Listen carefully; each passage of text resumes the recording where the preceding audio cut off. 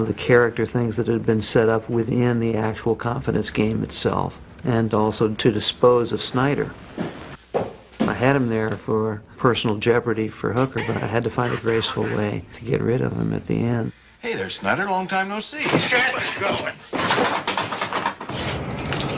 Keep it. Thanks. Doing those little spots, and I'm sure that Demetra felt that they're the hardest things in the world to do, because you never get your legs, you know. You're always having to come in and pick up from where you left off, and it's not a rhythm. It's like you have a little solo, and maybe it's 2 or 3 notes or something, and just hope you get it. He wanted a totally unknown face. He wanted a face for the part of Salino that had never been seen before, so that nobody could endow her with anything, you know. And there was a bit of opposition from Universal, because they didn't think I was pretty enough to go to bed with, to be in bed with Robert Redford. That's what I heard. I don't know if this is true or not, but I mean, it's delicious gossip. Say, what time do you get off work here? 2 a.m. Yeah? Do anything tonight? Yeah, sleeping. 35. It wasn't until years afterward that I could look back and appreciate how good a director George Roy Hill is, because he wanted somebody who wasn't overly conspicuously good looking. By that I mean, when I first saw my hairdo and the way they put me together, I was like stunned. So word got back to George, you know, I didn't like my hair. And George, see, he knew actors better than any director I've ever worked with. He knew how to talk to actors. He knew how to handle these problems. He said, Demetra, if you were to ask me, is this a hairdo you should wear? I would say no. But if you were to ask me, is this hairdo perfect for Loretta Salino? I would say yes. Tráilers. Well, Visita mi canal. You got a back door to this place? what's wrong with the Look, front? I don't have time to mess around. There's a guy out there. I don't need to see. Don't look around. And at that point, I started really understanding that Loretta Salino is an actress. She's got a job. This is how she looks for this job. And then George said to me, look, if you look too good in the diner, Redford's character would think, what is she doing here? He'd get very suspicious about the whole thing. It's taken. He said, the fact is, you have to look good, but you have to also belong in a diner. And I thought, oh my God, is he smart? He was so right. He's like all them supervisors. They think they're too good for regular people. He says he was in here a while ago and the place was a mess. The performance of mine in that picture had a great deal of lightness to it and joy. Now, if you want to sit in here with a tarp over your head, you're welcome to it. All right. But I got in trouble again with George Roy Hill as a result. We were in the Western Union office with Kid Twist and myself, where we rigged up a lot of stuff about telegrams coming through in order to try to pin Lonergan to the wall. And Kid Twist said something, and I looked at him with, yeah. George Roy Hill said, what are you doing? I didn't know how to answer it. He said, don't do that kind of stuff. I was almost tempted to say, you don't know what's good and you don't know what's bad. What the hell's the matter with you? But you don't talk to George Roy Hill like that. George Roy Hill was kind of a taskmaster, and I came up with some ideas, and he said, I hate New York actors. They're always thinking. And he'd say, no, that's not, no. But no, what is that? Will you stop that? So, but I was always like, it's not about you, Durning, it's about them. George was probably a little more autocratic because of his military. He certainly didn't tolerate any uppity behavior. He knew when to leave you alone, when to let you have your head, when to let you peek out something and then to take it down. You start out with a bad idea, and he was perfectly willing to see where it goes. My feeling about that is a lot of times you do something on the set that is outrageous and absolutely inappropriate. But out of that comes the 180-degree idea that really works, that you never would have thought about unless you'd made a jerk out of yourself to begin with. What is it, kid? You're not saying much. Just got the jumps, that's all. Gondorf has noticed something about Hooker's behavior. He's a little nervous. In his mind, he's actually thinking that, he's just nervous before the big day. What we're thinking is he's seen what we've seen, which is that Hooker feels bad because he is going to betray him. Gondorf doesn't know that, but he knows something's different, that Hooker's a little off, which is supposed to make us feel that the reason he's off is because he's going to betray his best friend. He's going to betray Gondorf.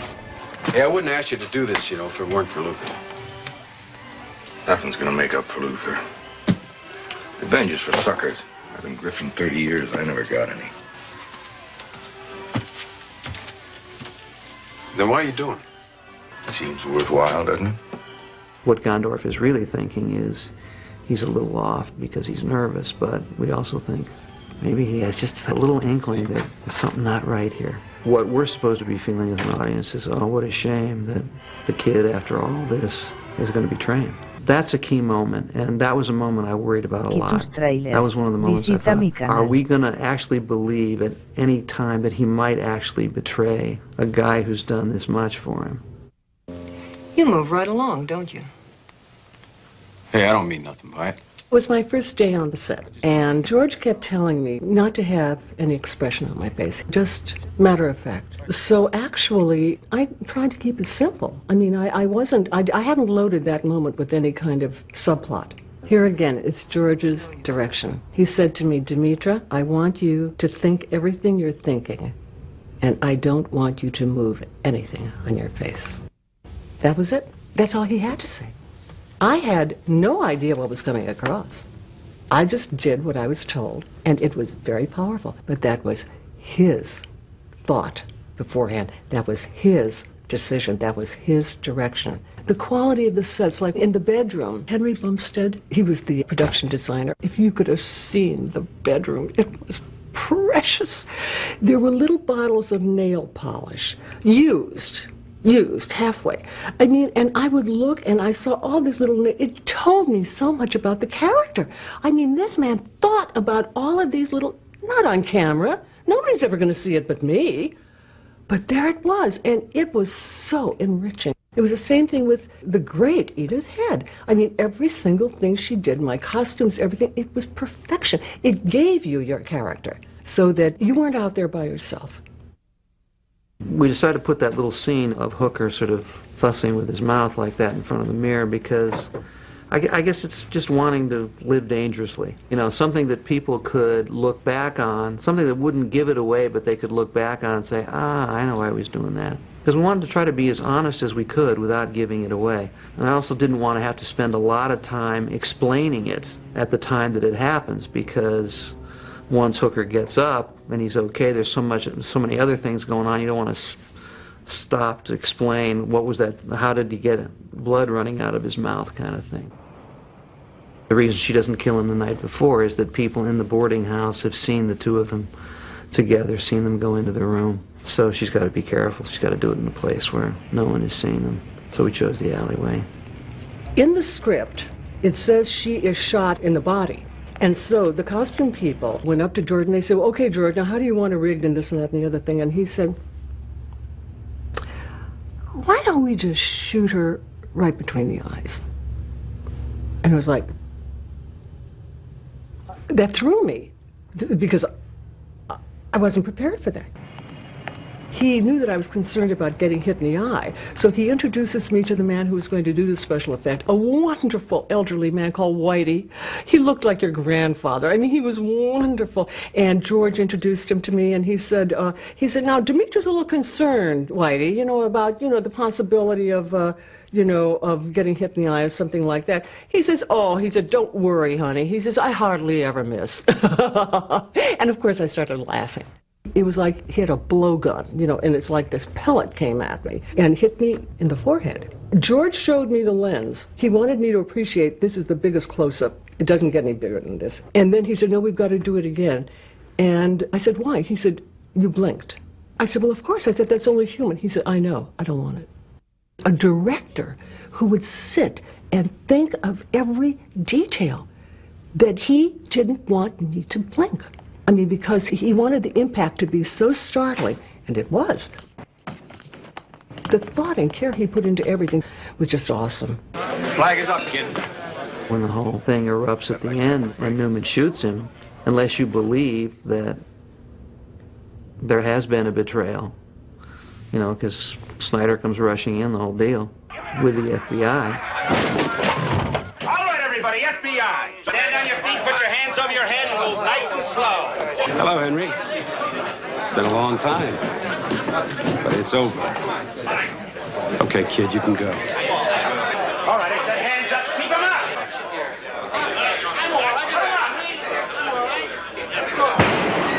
Unless you believe that Hooker's capable of that, the whole last scene doesn't work. And that's sort of the moment in the movie when you have to believe that he would betray Gondor.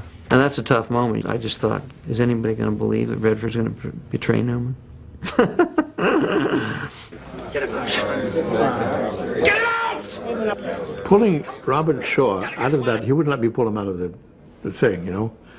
So George said to me, you got to get him out of the thing. I said, I can't, he's too strong for me. He said, well, pull him out anyhow.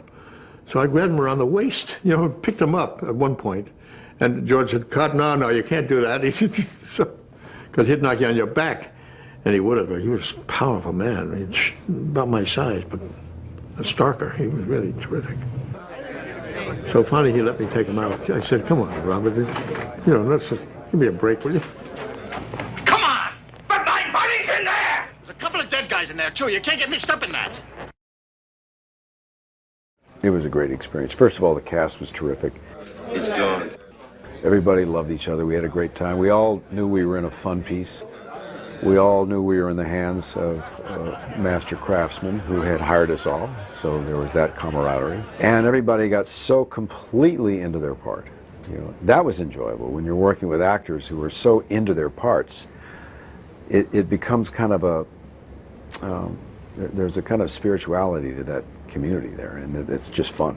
It's when acting and entertainment coincide in a terrific, fun way. Somehow The Sting to me is just a gem. I think it was meant to be perfect. It's a nice con, Hickey. I thought you were the feds myself when you came in. No trouble, Henry. Snyder went for it all the way. You should have seen the rag he lit under Lonergan. This picture has a way of, like a great painting. You can go back to a great painting time and time and time again, and you always see something new in it. And I think that's what this is. Well, kid, you beat him. You're right, Henry. It's not enough. It's close. One of my favorite films of all time. I've seen it so many times when it's played on television. I can't resist looking at it again. Not because of the performance that I'm involved with, but because of the entire picture. You know, the whole tapestry is such a wonderful piece of work.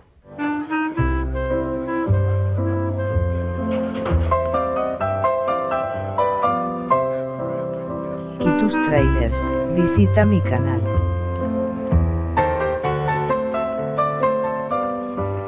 When we finished this film, I was amazed. I mean, I knew the film was going to be a hit, but I was amazed that the music did so well because rock and roll, you know, going like crazy. Next thing you know, I'm driving around and I hear number 4 this week, The Sting with Marvin Hamlish, and I was going like, you got to be kidding. There aren't too many directors like George Roy Hill. I've never worked with anybody who was as good as he. Never. He knew what he wanted, he knew how to talk to actors, he knew how to be firm, but right on the money. I picked up a lot of things from George that have been useful to me, mostly his sense of preparation, his sense of really wanting to understand every element of the script so that he can be as articulate and thorough with the actors as possible. I hope that some of George's love of just making movies has worn off on me. I mean, he loved to do it. It was work, yeah, it was like it is for everybody. It's a very intense, strenuous kind of thing to do. There's a lot of tension, but he loved doing it.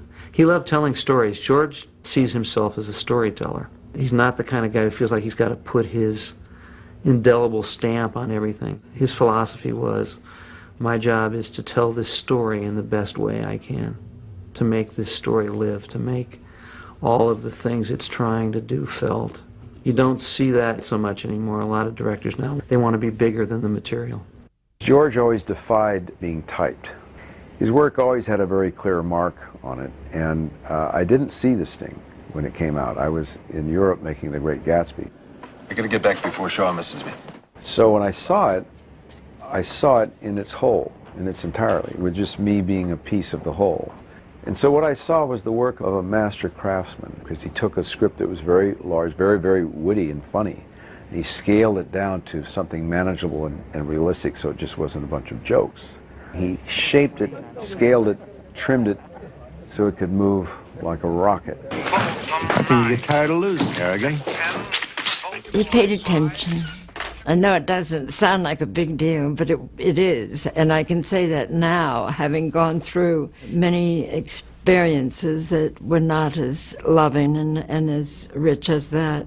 I just was enjoying it, which was lovely. People were courteous. I mean, nobody was rude, you know, and when you think of the way crews are today, of course, you know, it's a different generation, it's a different thing, but I mean, it kind of hurts because they don't know what it was like then because they're all so much younger. But it was pretty wonderful. It used to be fun and there was a lot of camaraderie, and now I don't know, it's as though it's too expensive to be funny, it's too expensive to have fun, it's too expensive to really enjoy what you're doing, because every minute costs $16,000 and tomorrow it's going to cost $18,000. And it's so expensive that people aren't certain of their own judgment anymore, and they're not certain of their own taste, and they're not certain of their own convictions. So they then have to put out cards to the audience, and the audience then makes the changes. I can't remember that happening when we started making films. We made some pretty bad films, but I can't remember anybody ever. The director cut the film was advertised, the film went into theaters. They didn't get focus groups or rump groups or rump focus groups or cards or did we like this guy or did we like, I don't know. But by and large, it's done by committee now. Well, I assume George Roy Hill couldn't make a film in that environment. George Roy Hill would have their heads. George had something that is very rare. He had the courage of his convictions. When he made a decision, that was it. When he wanted to cast me, it didn't matter to him that Universal didn't want me. He fought for me. No, that was it. It's so rare today that you meet that kind of a person. So rare. And I mean, he had a life other than being a director, too. I mean, this was a really Renaissance man. The man was wonderful, but he had courage. He trusted his instincts. He trusted himself. He trusted his choices. It was wonderful. It's great. Because it inspires confidence from every actor, and I would imagine the crew, too. You know you're in the hands of a master.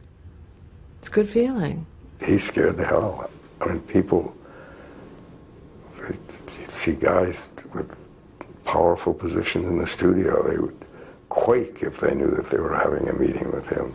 There was a liveliness about him, and yet a grandness and a elegance about him.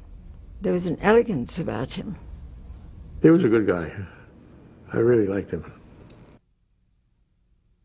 I think it was melancholy all the way through. I think the music is melancholy. And I think when you start to think of where Mr. Hill is now, it's all melancholy. And I miss him, and I wish he was still working. I am not sure that George has received the attention that he deserves because he was rebellious and perverse and kind of went against the grain a lot of the time. He did these really odd, quirky pieces, and most of them he did a great job with. So I hope that one day he gets the credit he deserves as a filmmaker. George stuck his head in my office and said, Dee Allen, who was the editor, he said, was coming by for a drink at 4 o'clock, and would I like to come and have a beer in his office? I said, sure. So then about 3:45, he said, I have no beer and I have no vodka. Could you bring some with you? I said, sure. So we went over and we had a beer, and he had a vodka, and I sent him a bill for $8. And he then wrote me a 3-page letter on friendship, at which time I went in and sawed his desk in half and said, this is not about friendship, this is about $8. And I said I may detonate the entire bungalow next time, so I wouldn't mess around. So, God, then I got a bill about 4 months later from Universal Studios saying that I owed him $800. So then I had my lawyer write the letter that said that I had, in fact, if I owed them $800, then I owed it, and they were charged at me, that was from the date of the offense. But what they didn't realize, that I was renting the desk back to George, since he had nailed it together with some 1x3s, and everybody that would come in would see this battered thing that would cross like a kid with an orange crate. And I said, so I've really owned the desk for 6 weeks, and I've been renting it back to George at $400 a week, so you owe me $800 or whatever it was. And it was, I don't know. I'm not sure that